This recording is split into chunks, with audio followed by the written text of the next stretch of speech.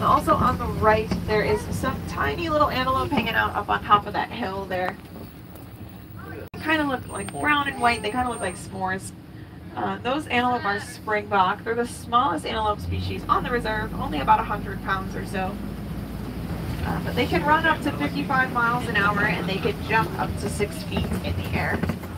Huge.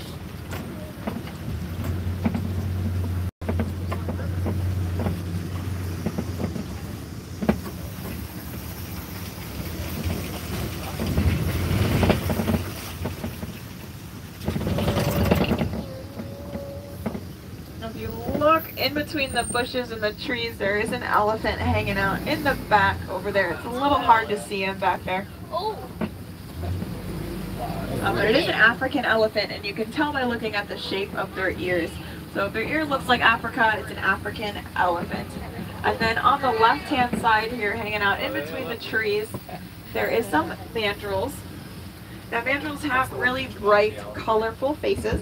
And they do get more vibrant and brighter in color as they get more excited.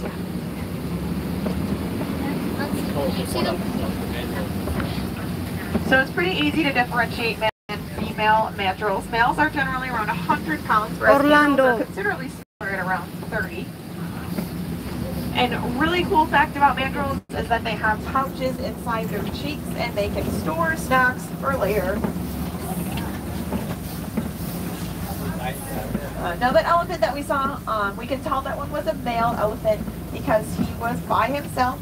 Males tend to be solitary or they'll be with a couple other males at a time. They don't form bonds or form herds like the females do. So generally when a male elephant is born, he sticks with mom for about 14 or 15 years or so and then will venture off on his own. We're going to head a little bit deeper into elephant territory and hopefully we can find some more elephants. Maybe we'll get a little bit better view of some elephants as well.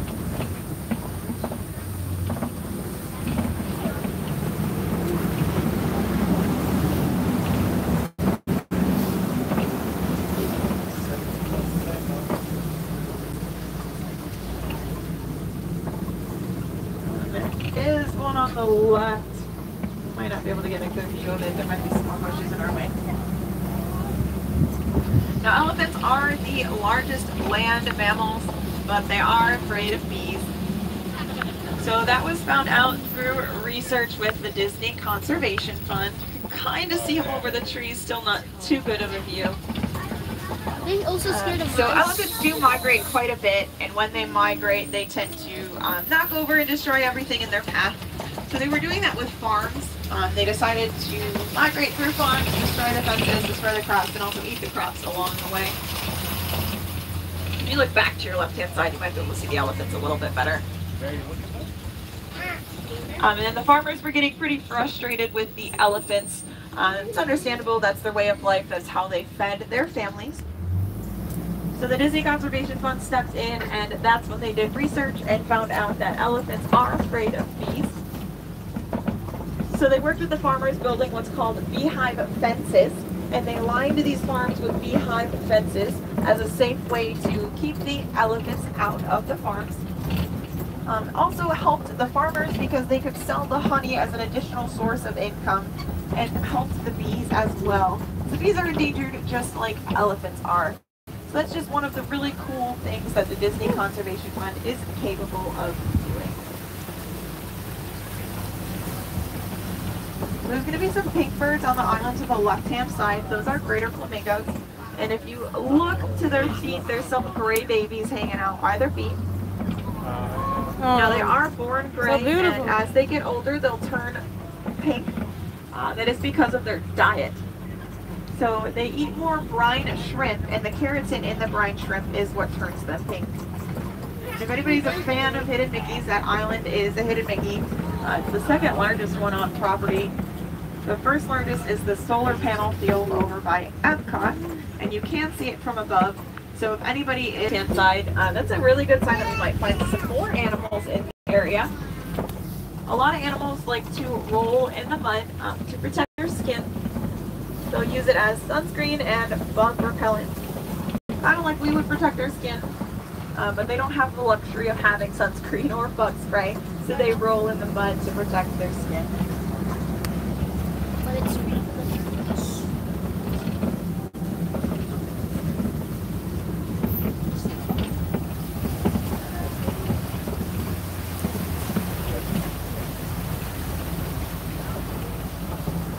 If you look to your right hand side up on top of the hill, there are some white rhinos hanging out up there.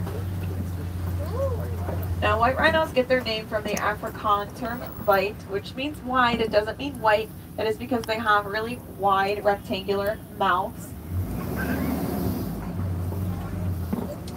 Now, there's only a couple differences between white and black rhinos. White rhinos have that rectangular mouth, whereas black rhinos have the triangular mouth. White rhinos are also more social than black rhinos, so they'll usually be in groups called crashes. So the herd should be a little, which is the same stuff that's in our nails and our hair, so it continually grows, and they have to file their horn down. So they'll use rocks, trees, branches, whatever they can find to try and file that horn down.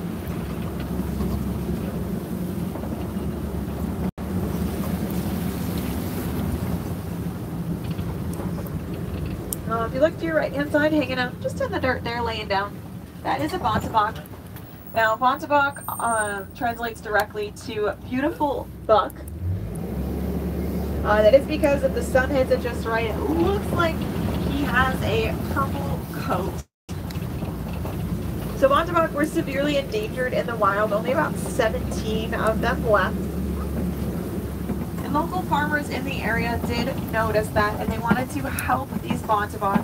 They wanted to help them, see if they could repopulate, so they decided to fence them in. And eventually they did repopulate, and it only worked because bontebok are pretty much the only antelope species that can't jump. So they kind of were just forced to stay fenced in with the livestock. And eventually they did repopulate, and they are getting to better numbers in the wild, and that is all thanks to those farmers. Now there are ostrich eggs on the ground to the right there. It's not uncommon to see them by themselves during the day. Generally the males are the ones that lay on them all night long, and the females are the ones that periodically come and check on them all the day, during the day. But they're pretty big. They can handle themselves. They're about 3 pounds each, and an adult human male can stand on top of one and not even crack it. And it does look like we found the rest of the crash of the white rhino on the right hand side hanging out in the shade. They just look like gigantic rocks. Now, I know I kind of talked about the mud pit, but rhinos are one of those species that do roll in the mud. So they're pretty big, pretty tough animals, but they do roll in mud to protect their skin. Some of them did kind of look a little orange in color. They probably did roll in the mud at some point this morning.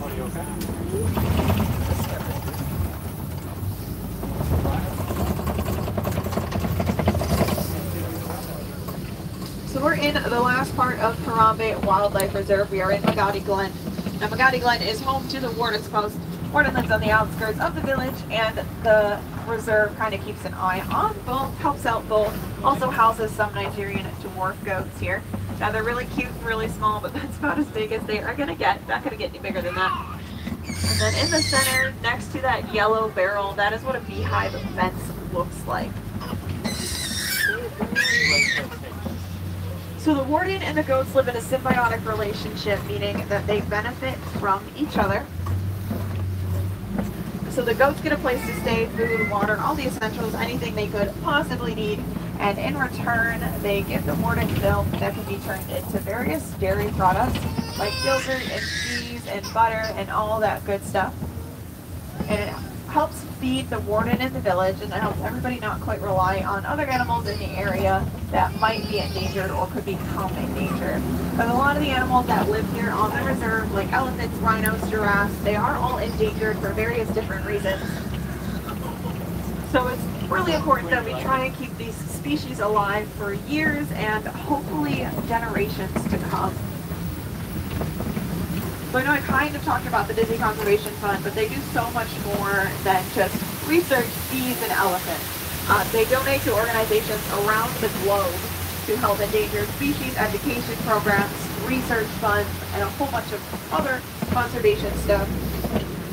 And what's really cool is that you can donate to the Disney Conservation Fund anywhere here at Disney's Animal Kingdom that you can purchase something. So if you're going to buy a snack, water bottle, lunch, t-shirt, whatever you're going to buy, just let the cashier know that you want to donate to the Disney Conservation Fund, and they can help you out.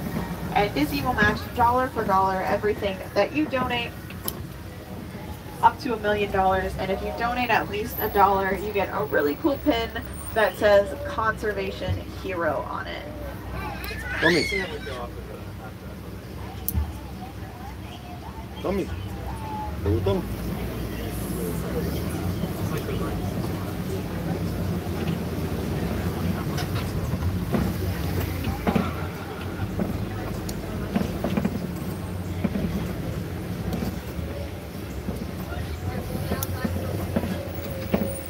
So now we're just going to wait for the truck in front of us to